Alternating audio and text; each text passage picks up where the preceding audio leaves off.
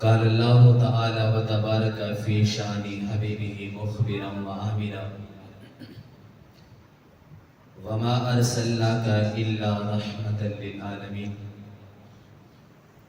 صدق اللہ العلی العظیم و صدق رسولہ النبی الکریم البر الرؤوف الرحیم قال اللہ تعالی و تبارک فی شان حبیبہ مخبرا و آمرا ان اللہ و ملائکتہ یصلون علی النبی یا ایہا الذین آمنوا صلوا علیہ وسلموا تسلیما۔ درود پاک پڑھیے۔ الصلاۃ والسلام علیک یا سیدی یا رسول اللہ وعلی آلک واصحابک یا سیدی یا حبیب اللہ۔ الصلاۃ والسلام علیک یا سیدی یا نبی اللہ وعلی آلک واصحابک یا سیدی یا رحمت للعالمین۔ تمام حمد و ثنا، تعریف و توصیف اللہ جل مجدہ الکریم کی مقدس مبارک ذات مبارکہ کے لیے، جو خالق کائنات بھی ہے اور مالک شخصیات بھی۔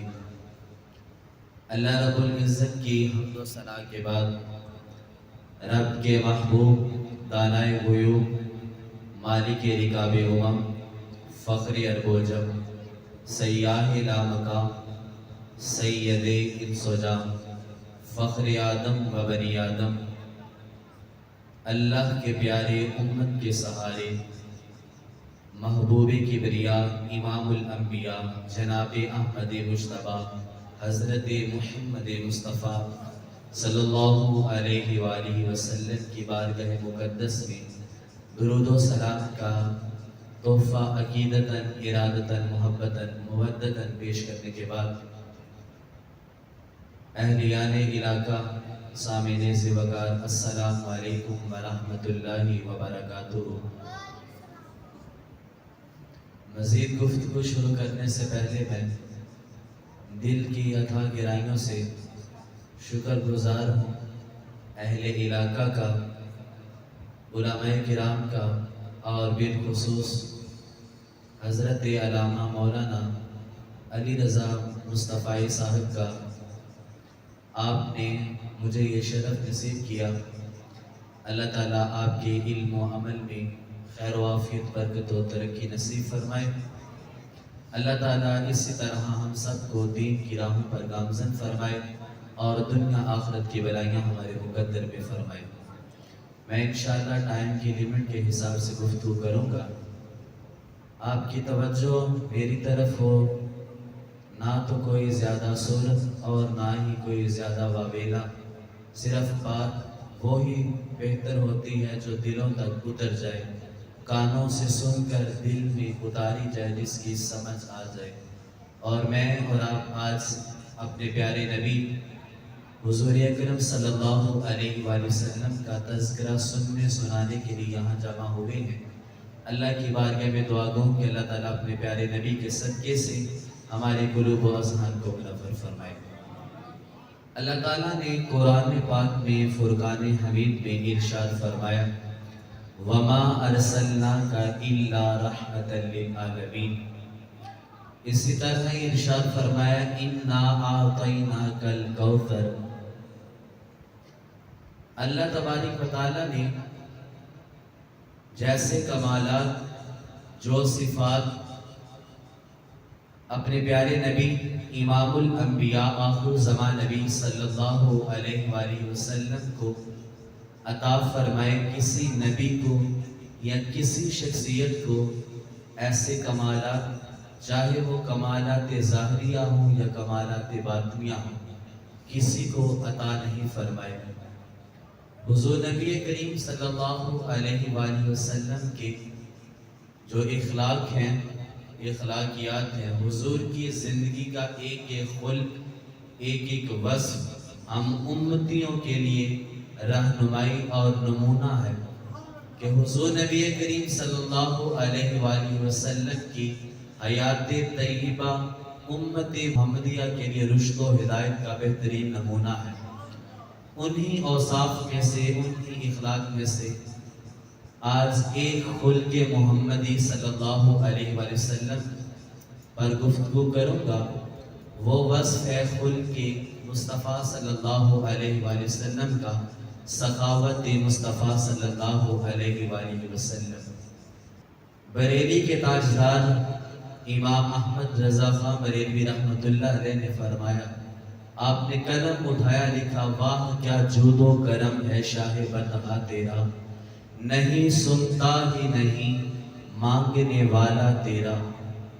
اور تاجداری گولڑا پیر سید نصیر الدین نصیر شاہ رحمت اللہ علیہ، آپ قلم اٹھاتے ہیں، لکھتے ہیں، اب تنگی داماں پہ نہ جا اور بھی کچھ مانگ، ہیں آج وہ مائل بعطا اور بھی کچھ مانگ، دے سکتے ہیں کیا کیا کچھ نہیں دیتے، یہ بحث نہ کر ہوش میں آ اور بھی کچھ مانگ، یہ سرکار کا در ہے در شاہاں تو نہیں، یہ سرکار کا در ہے در شاہاں تو نہیں، جو مانگ لیا سو مانگ لیا اور بھی کچھ مانگ، جولی میری بھر بھر کے کہا اور بھی کچھ مانگ۔ حضور نبی کریم صلی اللہ علیہ وآلہ وسلم کو اللہ تعالیٰ نے بہت سے کمالات سے مزین فرما کر مبعوث فرمایا۔ اللہ کے نبی علیہ السلام اس دنیا میں صرف ایک مخلوق کے لیے یا ایک جہاں کے لیے رحمت بن کر نہیں آئے، بلکہ آپ تمام جہانوں کے لیے رحمت بن کر تشریف لائے۔ اللہ کے پیارے نبی صلی اللہ علیہ وآلہ وسلم انسانوں کے لیے بھی رحمت، جانوروں کے لیے بھی رحمت، اور الغرض دنیا یا دونوں جہاں کی ہر مخلوق کے لیے رحمت بن کر تشریف لائے۔ تو حضور نبی کریم صلی اللہ علیہ وآلہ وسلم کا جود و سخا کا جو دریا ہے، اگر اس پر بات کی جائے تو حضرت مولا کائنات شیر خدا علی المرتضیٰ رضی اللہ تعالی عنہ آپ کوفہ تشریف لے گئے۔ آپ سے ایک بندے نے سوال کیا اور کہا کہ حاتم طائی اپنے زمانے کا بہت سخی بندہ مانا جاتا تھا، اتنا سخی تھا کہ جب اس کے پاس کوئی سائل سوالی حاجت مند اپنی حاجت پوری کرنے کے لیے آتا تو حاتم طائی اس کو بہت زیادہ مال و دولت سے نوازتا، اگر اس کی سائل کی حاجت پوری نہ ہوتی تو پھر وہ دوبارہ آتا، حاتم طائی پھر اس کو دیتا، حتیٰ کہ اس کے محل کے 10 دروازے تھے، اگر سائل 10 مرتبہ آتا تو 10 مرتبہ ہی اس کو عطا کیا جاتا۔ تو حضرت علی رضی اللہ تعالی عنہ سے وہ بندہ پوچھ رہا ہے کہ کیا حضور اکرم حضور امام الانبیاء علیہ السلام کی زندگی کا کوئی ایسا واقعہ ہے؟ تو حضور علی المرتضیٰ رضی اللہ تعالی عنہ نے فرمایا کہ تم ایک واقعے کی بات کرتے ہو، میرے نبی کی ساری زندگی ہی جود و سخا سے بھری پڑی ہے۔ حضور نبی کریم صلی اللہ علیہ وآلہ وسلم کی سخا کی بات کرتے ہو، حاتم طائی تو وہ سخی ہے کہ جس کے دربار پر سائل ایک مرتبہ مانگتا ہے، سائل کی حاجت پوری نہیں ہوتی، اسے دوبارہ آنا پڑتا ہے، لیکن میرے نبی کا دربار، میرے نبی کی چوکھٹ ایسی چوکھٹ ہے جہاں سے ایک مرتبہ عطا کیا جاتا ہے، دوبارہ مانگنے کی ضرورت ہی نہیں پڑتی، کہ حضور اتنا نواز دیتے ہیں، منگتے تو منگتے کوئی شاہوں میں دکھا دو جس کو میرے سرکار سے ٹکڑا نہ ملا ہو۔ دنیا میں کوئی ایسا بندہ دکھائیے کہ جس نے محمد عربی کی چوکھٹ سے جولی پھیلا کر مانگا ہو اور اس کو خیرات نہ ملی ہو۔ آتا ہے غریبوں پہ انہیں پیار کچھ ایسا، آتا ہے غریبوں پہ پیار انہیں کچھ ایسا، خود بھیک دے اور خود پوچھے منگتے کا بلا ہو۔ حضور اتنے سخی ہیں، حضور سے بڑھ کر نہ کوئی سخی ہوا ہے اور نہ قیامت تک کوئی سخی ہوگا۔ حضور نبی کریم صلی اللہ علیہ وآلہ وسلم جود و سخا کے سرتاج ہیں، دنیا کے سخی ہیں، امیر ہیں، اگر ان کے پاس کوئی سائل جاتا ہے تو کسی کو کتنا عطا کر دیں گے؟ زیادہ سے زیادہ یہی کر سکتے ہیں کہ اس کی حاجت وقتی طور پر پوری کر دیں گے، پیسے دے دیں گے، مال و دولت دے دیں گے، لیکن سائل پھر زندگی اس کی سنورتی نہیں ہے، صرف وقتی طور پر اس کی ضرورت پوری ہو جاتی ہے۔ لیکن ایک چوکھٹ ایسی چوکھٹ ہے کہ جہاں پر سائل اگر ایک مرتبہ آتا ہے تو اسے یہ نہیں کہا جاتا یا اس کے دل میں یہ تمنا دے کر واپس نہیں بھیجا جاتا کہ دوبارہ بھی آنا، تمہاری دوبارہ بھی جھولی بھر دی جائے گی۔ لیکن محمد عربی کی چوکھٹ ایسی چوکھٹ ہے کہ جہاں پہلی مرتبہ آنے سے ہی اتنا مقدس تحفہ ملتا ہے۔ حضور فرماتے ہیں ابو بکر فی الجنہ، عمر فی الجنہ، عثمان فی الجنہ، طلحہ فی الجنہ، علی فی الجنہ۔ میری نبی کی چوکھٹ ایسی چوکھٹ ہے جہاں سائل پہلی مرتبہ آتا ہے تو جنت عطا کی جاتی ہے۔ جنت سے بڑا کون سا تحفہ ہو سکتا ہے؟ جب جنت مل رہی ہے اس سے بڑی سخاوت کیا ہو سکتی ہے؟ مجھے بتائیں دنیا میں کوئی ایسا سخی ہے کہ جو جنت عطا کر سکے، یا کوئی ایسا سخی ہے کہ جو بندوں کو پلاٹ تقسیم کر سکے؟ بڑے سے بڑا سخی بھی ہوگا دنیا میں تو وقتی طور پر آپ کی حاجت پوری کر دے گا، سائل کی ضرورت پوری کر دے گا، لیکن آمنہ کا لاڈلا ہے جو دکھیوں کا دلارا ہے، جو ضرورت مندوں کی ایسی ضرورت پوری کرتا ہے کہ ساری زندگی دوبارہ مانگنے کی ضرورت ہی پیش نہیں آتی ہے۔ اور یہ بات تو الگ رہی، اگر دنیا کے جو سخی لوگ ہیں، دنیا کے جو بادشاہ ہیں، وہ لوگوں کو جب عطا کرتے ہیں تو پھر ان کو ضرورت پیش آتی ہے، لیکن محمد عربی جب عطا کرتے ہیں تو پھر پیر نصیر الدین نصیر شاہ صاحب فرماتے ہیں کہ اب تنگی داماں پہ نہ جا اور بھی کچھ مانگ ہے، آج وہ مائل با عطا اور بھی کچھ مانگ ہے، آج وہ مائل با عطا، کہ حضور کا دریائے رحمت اتنا وسیع ہے جب عطا فرمانے پہ عطا کرنے پہ آتے ہیں۔ بلکہ حضور کی حدیث مبارکہ ہے، فرمایا کہ واللہ موتی انا قاسم، فرمایا میرا اللہ عطا کرنے والا ہے، میں محمد اس کو تقسیم کرنے والا ہوں۔ تاجدار بریلی قلم اٹھاتے ہیں اور لکھتے ہیں، حضور کی ثنا لکھتے ہیں، کیا لکھتے ہیں؟ اور یہ نہیں، امام تاجدار بریلی حضور کی جب بھی ثنا لکھتے ہیں ایسی ثنا لکھتے ہیں کہ ان جیسا اس صدی میں ثناخواں پیدا نہیں ہوا، کہ جنہوں نے ساری زندگی حضور کی ثنا میں لگا دی، ساری زندگی حضور کی تعریف میں لگا دی۔ وہ امام بولتے ہیں کہ واہ کیا جود و کرم ہے شاہ بطحہ تیرا، واہ کیا جود و کرم ہے شاہ بطحہ تیرا، نہیں سنتا ہی نہیں مانگنے والا تیرا۔ کہ حضور آپ کے در سے جو فقیر ایک دفعہ اپنی مراد پوری کر کے واپس آ جاتا ہے اس کو اتنا عطا کیا جاتا ہے، اتنا عطا کیا جاتا ہے کہ ساری زندگی اس کو دوبارہ جھولی پھیلانے کی حاجت ہی نہیں رہتی۔ یہ تو دور کی بات رہی، اللہ تعالیٰ جب بندوں کو عطا کرتا ہے، اللہ تعالیٰ بندوں کو ہر چیز عطا کرتا ہے، بندوں کی جو جو ضروریات ہوتی ہیں اللہ تعالیٰ وہ عطا کرتا ہے۔ لیکن ایک بات یاد رکھیے کہ اللہ تعالیٰ کی حکمت الہی ہے، بندوں کو عطا ضرور فرماتا ہے لیکن کسی واسطے سے، کسی ذریعے سے عطا فرماتا ہے۔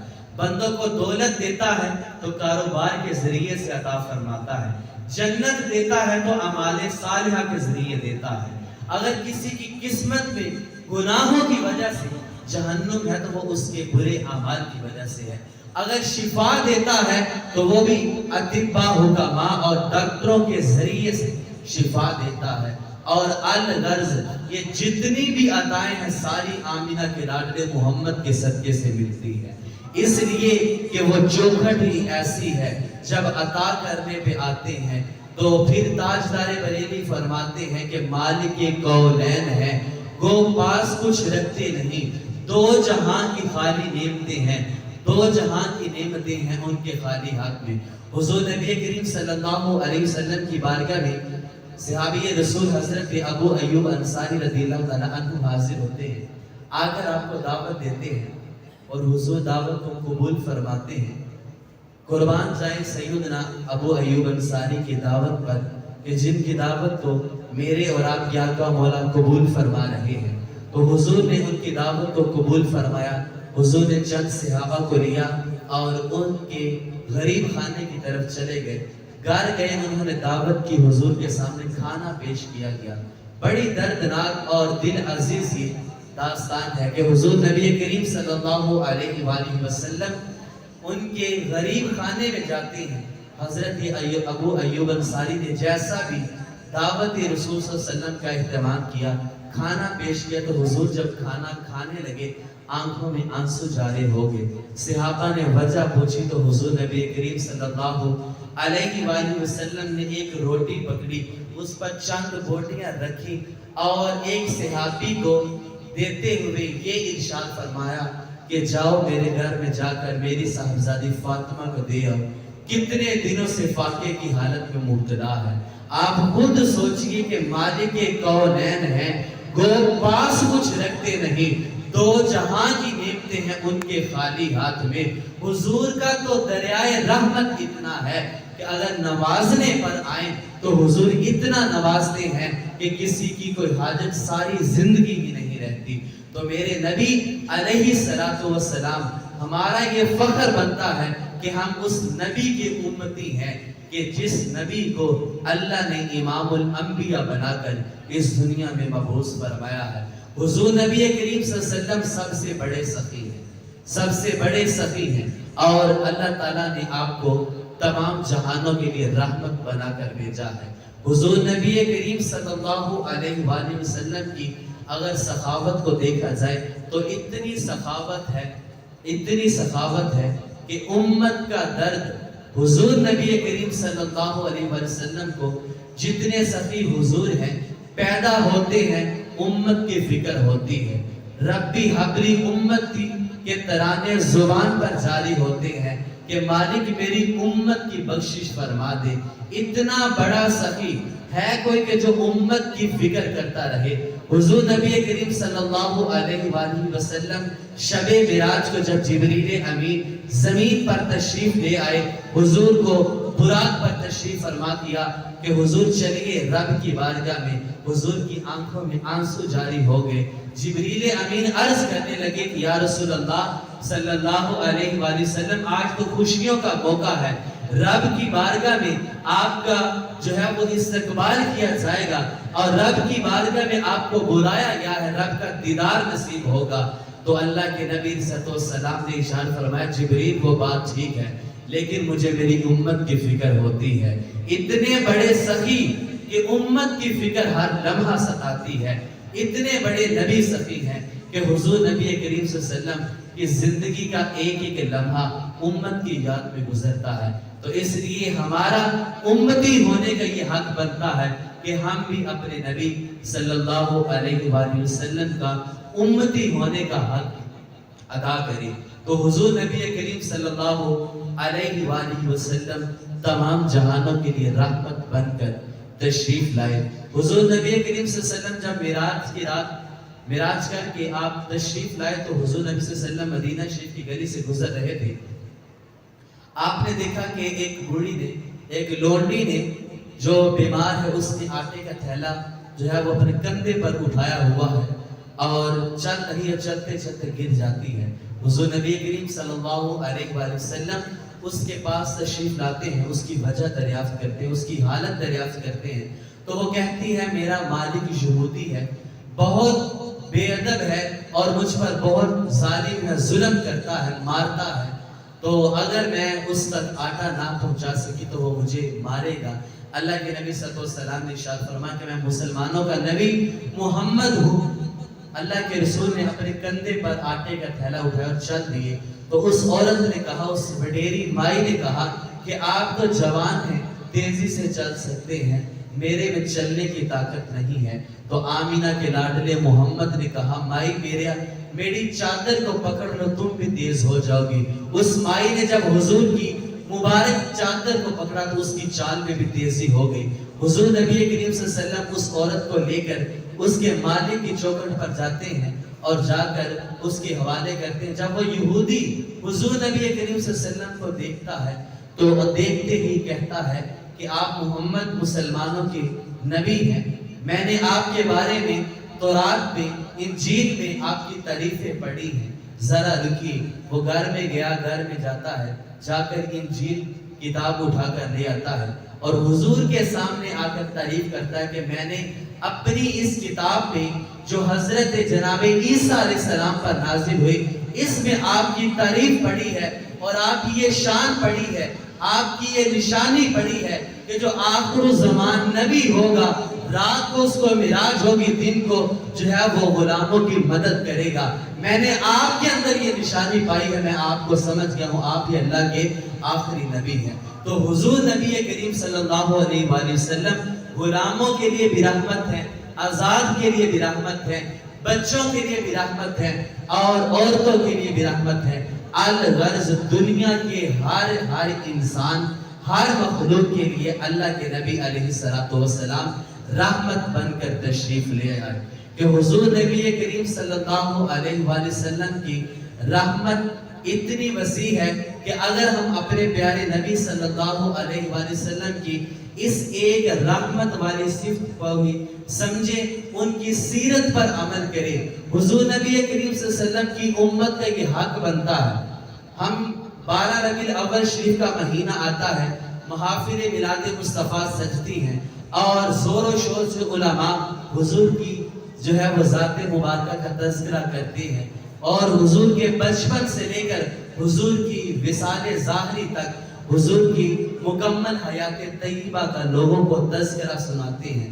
لیکن ایک بات یاد رکھیے کہ حضور نبی کریم صلی اللہ علیہ وآلہ وسلم کی ذات مبارکہ کی جو سیرت ہے, تذکرے حضور کے تا قیامت ہوتے رہیں گے. ایسا کوئی مائی کا لال پیدا نہیں ہوا, دنیا میں سینکڑوں آئے چلے گئے جنہوں نے یہ کوشش کی کہ محمد عربی کے چراغ کو گل کیا جائے, لیکن وہ یہ نہیں جانتے کہ جس کی عظمتوں کو بیان کرنے والا خود رب کائنات ہو. رب کائنات خود فرمائے ان اللہ وملائکتہ یصلون علی النبی یا ایھا الذین آمنوا صلوا علیہ وسلموا تسلیما. کہ جب رب خود قرآن میں اپنے نبی کی نعتیں بیان فرما رہا ہے, قرآن میں اپنے نبی کی جو ہے وہ تعریفیں فرما رہا ہے, تو دنیا دار کون ہوتے ہیں جو میرے نبی کی تعریف میں کمی کر سکے. تو حضور نبی کریم صلی اللہ علیہ وآلہ وسلم کے ذات مبارکہ وہ ذات مبارکہ ہے کہ جن کے تذکرے تو ہم نے بڑے سنے, لیکن آج وقت ہے جس چیز پر غور و فکر کرنے کا, وہ یہ ہے کہ ہم نے اپنے نبی کی سیرت کے مطابق زندگی گزارنی ہے. یہ نہیں کہ سالانہ محافل آئی, حضور کے تذکرے سنے, کانوں کا جو چسکا ہے وہ پورا کیا اور بس اپنا پروگرام ختم کر دیا. نہیں, ہماری محافل کا, ہماری زندگی کا, ہماری عبادتوں کا ہمارا مقصد تب پورا ہوگا جب ہم اپنے نبی علیہ السلام کی سیرت کے مطابق زندگی گزاریں گے. میری بات یاد رکھیے کہ اللہ کے نبی علیہ السلام کی سیرت امتیوں کا حق ہے کہ وہ حضور نبی کریم صلی اللہ علیہ وآلہ وسلم کی سیرت کے مطابق جو ہے وہ چل کر اللہ کے نبی صلی اللہ علیہ وسلم کی تعریفات کرے. میں اسی کے ساتھ اپنی گفتگو کو بڑھاتا ہوں. مجھے پتا چلا تھا کہ آج مسجد کے بچوں کی دستار فضیلت ہے, تو اللہ کے نبی صلی اللہ علیہ وسلم نے اسی کے ساتھ جو اللہ رب العزت نے اپنے نبی کو وصف عطا کیا, وہ اللہ تعالیٰ نے اپنے نبی کو علم عطا کیا. ایسا علم عطا کیا کہ دنیا وما فیہا, دنیا اور دنیا میں جو کچھ ہے اللہ تعالیٰ نے اپنے نبی کو ہر چیز کا علم عطا فرما دیا. قرآن پاک میں سورہ زمر میں آیت نمبر 9 میں اللہ تعالیٰ نے ارشاد فرمایا قل هل یستوی الذین یعلمون والذین لا یعلمون. محبوب فرما دیجئے کہ عالم اور جاہل برابر نہیں ہو سکتے, عالم اور جاہل برابر نہیں ہو سکتے. اور حضور نبی کریم صلی اللہ علیہ وآلہ وسلم کا فرمان ہے طالب العلم فریدۃ علی کل مسلم. فرمایا کہ ہر امتی پر ہی نہیں, ہر مسلمان پر علم حاصل کرنا فرض ہے. مسلمان بچہ ہو بچی ہو عورت ہو مرد ہو بوڑھا ہو بوڑھی ہو ہر حالت میں علم حاصل کرنا جو ہے وہ فرض ہے. میں اسی ٹاپک کو تھوڑا سا بیان کر کے اپنی گفتگو کو سمیٹ لوں گا. علم ایک ایسی دولت ہے کہ جس کے ذریعے سے آدمی کو علم کی دولت جو ہے وہ یقین کی دولت عطا کی جاتی ہے، جس کے ذریعے سے انسان جو ہے وہ انسانیت کو پرکھتا ہے. علم ہی وہ واحد دولت ہے کہ جس کے ذریعے بندہ اپنے رب حقیقی کی معرفت حاصل کرتا ہے، اپنے نبی کی معرفت حاصل کرتا ہے. العلم نور، اللہ کے نبی صلی اللہ علیہ وسلم نے فرمایا کہ علم نور ہے. حضور نبی کریم صلی اللہ علیہ وآلہ وسلم کا فرمان ہے کہ فرمائے کہ جب کوئی طالب علم کی راہ میں علم کی تلاش میں نکلتا ہے، جب تک وہ علم کے راستے میں رہتا ہے، اللہ کے مقرب فرشتے بھی، زمین کی ہر چیز ہر مخلوق بھی، حتیٰ کہ پانی کی مچھلیاں بھی اس طالب علم کے لیے مغفرت کی دعا کرتی رہتی ہیں. یہی نہیں، دین پڑھنے والے، راہ راست پر چلنے والے حفاظ کرام، علماء دین جو ہیں، طلباء جو ہیں، دین کا علم حاصل کرنے والے جو ہیں، ان کے بارے میں ان کی فضیلت اتنی ہے. اللہ کے نبی نے ارشاد فرمایا کہ جب طالب علم دین کا علم حاصل کرنے کے لیے گھر سے چلتا ہے، اللہ کے نورانی فرشتے اپنے مبارک مقدس پر اس کے قدموں کے نیچے بچھا دیتے ہیں. کہ اتنی فضیلت ہے کس کی؟ عام بندے کی فضیلت نہیں، ایک عالم دین کی، طالب علم کی. اللہ کے نبی صلی اللہ علیہ وسلم کا ترمذی شریف میں، مسلم شریف میں، بخاری شریف میں اور سنن ابو داؤد شریف میں بھی فرمان ہے. فرمایا کہ العلماء ورثۃ الانبیاء، فرمایا کہ علماء ہی انبیاء کے وارث ہیں. حضور نے دنیا دار کو یا کسی کو یہ نہیں فرمایا کہ فلاں بندہ جو ہے وہ میری وراثت کا مالک ہے. باپ مرتا ہے تو بچوں کو جو وراثت ملتی ہے وہ مال و دولت ہوتا ہے، جائیداد ہوتی ہے، پلاٹ ہوتے ہیں اور جس طرح کی بھی مال و دولت ہوتی ہے وہ ہوتی ہے. لیکن انبیاء علیہ السلام کی جو وراثت ہوتی ہے وہ علم ہوتا ہے، اور اس علم، اس وراثت کے جو مالک ہوتے ہیں وہ علماء ہوتے ہیں. کہ اللہ کے نبی صلی اللہ علیہ وسلم نے اس لیے ارشاد فرمایا کہ العلماء ورثۃ الانبیاء، کہ علماء انبیاء علیہ السلام کے وارث ہیں. ہر حال میں علماء کی تعریف بیان کرنا اور ان کی عظمت کو جاننا، یہ بھی ہمیں تعلیم دی گئی ہے. اللہ کے پیارے نبی صلی اللہ علیہ وآلہ وسلم کے پیارے صاحبزادے حضرت امام حسن رضی اللہ تعالی عنہ، آپ اپنے صاحبزادوں اور اپنے بھتیجوں کو پاس بٹھا کر علم کی تعلیم دیا کرتے تھے اور فرمایا کرتے تھے بیٹا علم حاصل کرو، جتنا اور جس طرح ہو سکتا ہے علم حاصل کرو. اگر علم یاد نہیں رہتا تو فرمایا کہ اسے لکھ کر اپنے پاس محفوظ کر دیا کرو. کہ علم اتنی بڑی دولت ہے کہ جس کے ذریعے سے انسان کو انسانیت کا پتہ چلتا ہے، ہمدردی کا پتہ چلتا ہے، پیار کا پتہ چلتا ہے، محبت کا پتہ چلتا ہے کہ انسانیت کیا ہے. الغرض جب بندے کے پاس علم آ جاتا ہے اس کو پھر یہ بھی پتہ چل جاتا ہے کہ میں نے اپنے نبی کا میلاد کس طریقے سے منانا ہے، میں نے اپنے نبی کی محفل میلاد کو کس طرح منانا ہے. تو الغرض جو لوگ علم کی راہ میں نکل جاتے ہیں، الغرض وہ حضور نبی کریم صلی اللہ علیہ وسلم کے وارث بن جاتے ہیں. تو حضور نبی کریم صلی اللہ علیہ وسلم کے اوصاف میں سے علم جو ہے وہ علم حقیقی، وہ بھی حضور کے اوصاف میں سے ہے. سخاوت بھی اور رحمت بھی حضور نبی کریم صلی اللہ علیہ وآلہ وسلم کے اوصاف میں سے ہے. اللہ تعالیٰ کی بارگاہ میں دعا گو کہ اللہ تعالیٰ ہم سب کا آنا مل بیٹھنا اپنی بارگاہ عالیہ میں قبول و منظور فرمائے. اور آج کی جو محفل پاک، محفل میلاد مصطفیٰ، جس مقصد کے لیے انعقاد پذیر کی گئی، اس کا سب سے بڑا مقصد محفل میلاد مصطفیٰ کہ مصطفیٰ صلی اللہ علیہ وآلہ وسلم کا میلاد ہے. اور یاد رکھیے کہ میلاد کا حقیقی مقصد تب پورا ہوتا ہے، یہ نہیں کہ بندہ نعرے لگائے، محافل کرے، بڑی سے بڑی محافل کرے، گلیاں سجا لے، بڑے بڑے جلوس کر لے. نہیں، میلاد اس سے پورا نہیں ہوگا. یہ خوشی کرنی چاہیے، گلیاں سجانی چاہیے، لیکن یہ بات یاد رکھیے یہ سنت ہے، صحابہ کی سنت ہے، علماء کی، اولیاء اللہ کی، سلف و صالحین کی سنت ہے. لیکن حقیقی میلاد کب منایا جائے گا، اس کا مقصد کب پورا ہوگا؟ جب امتی حضور کی سیرت کے مطابق زندگی گزاریں گے، نمازی بن جائیں گے، حضور کا میلاد ہو جائے گا۔ گھروں میں مائیں بہنیں پردہ کرنے لگ جائیں گی تو حضور کا میلاد ہو جائے گا۔ مرد جو ہیں وہ اپنی عادتیں اچھی کر لیں گے تو حضور کا میلاد ہو جائے گا۔ اپنے آپ کو دین کی راہوں کا مسافر کر لیں گے تو حضور کا میلاد ہو جائے گا۔ تو حقیقی طور پر میلاد وہی ہے کہ جس میں سیرت رسول، سنت رسول، کردار رسول صلی اللہ علیہ وآلہ وسلم کے مطابق جو ہے وہ زندگی کو گزارا جائے۔ زندگیاں گزر جاتی ہیں، زندگیاں ختم ہو جانی ہیں، تذکرہ رہنا ہے تو وہ رب ذوالجلال کی ذات کا یا محمد مصطفیٰ صلی اللہ علیہ وآلہ وسلم کی مقدس ذات کا تذکرہ رہنا ہے۔ میں مبارکباد پیش کرتا ہوں ان حفاظ کرام کو جن کو اللہ تعالیٰ نے یہ جو ہے وہ توفیق دی کہ انہوں نے قرآن کا علم حاصل کیا، تکمیل قرآن پاک کی، اور سب سے زیادہ مبارکباد ہے ان بچوں کے استاذ کو، استاذ محترم کو، کہ جن کے بارے میں میرے اور آپ کے پیارے نبی حضور خاتم المرسلین نے ارشاد فرمایا کہ علماء انبیاء کے وارث ہیں۔ حضور نے ارشاد فرمایا